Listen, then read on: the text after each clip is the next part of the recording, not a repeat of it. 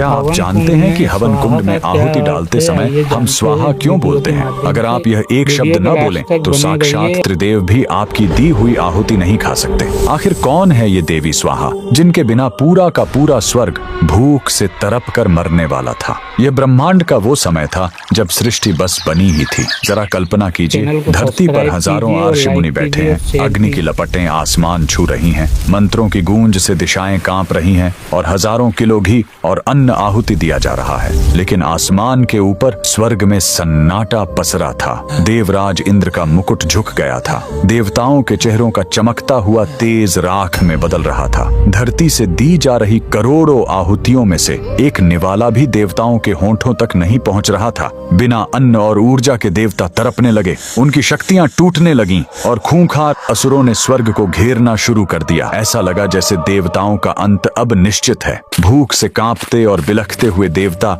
दौरे दौरे त्रिदेवों के पास पहुंचे। उनके आंसू छलक पड़े। प्रभु, धरती पर आग जल रही है, इंसान अपना सब कुछ लुटा रहे हैं, पर हमारा पेट क्यों कट रहा है? तब त्रिदेवों ने एक ऐसा खौफनाक सच बताया जिसने देवताओं के पैरों तले जमीन खिसका दी। उन्होंने कहा, देवताओं, अग्नि के पास तुम्हारी आहुति को जलाने की ताकत तो है, लेकिन उसे तुम तक पहुंचाने का रास्ता नहीं है। अग्नि सिर्फ एक आग है, कोई डाकिया नहीं। अब एक ही रास्ता था। देवता रोते हुए 14 लोकों से भी ऊपर ब्रह्मांड के उस सर्वोच्च स्थान की ओर मुड़े, गोलोक, जहाँ स्वयं परम ब्रह्म श्री कृष्ण का वास है। भूखे प्यासे देवताओं ने आंसुओं से भीगी आंखों से उस आदि शक्ति की महा आराधना शुरू की। देवताओं की वो करुण चीख गोलोक तक पहुंची और तब गोलोक की उस असीम ऊर्जा से एक ऐसा प्रचंड विस्फोट हुआ कि स्वर्ग भी रोशन हो उठा। उस परम प्रकाश के बीच से एक अत्यंत तेजस्विनी और ममतामयी देवी का जन्म हुआ, साक्षात देवी स्वाहा। देवताओं की जान बचाने के लिए अग्निदेव और देवी स्वाहा का भव्य ब्रह्मांडीय विवाह हुआ।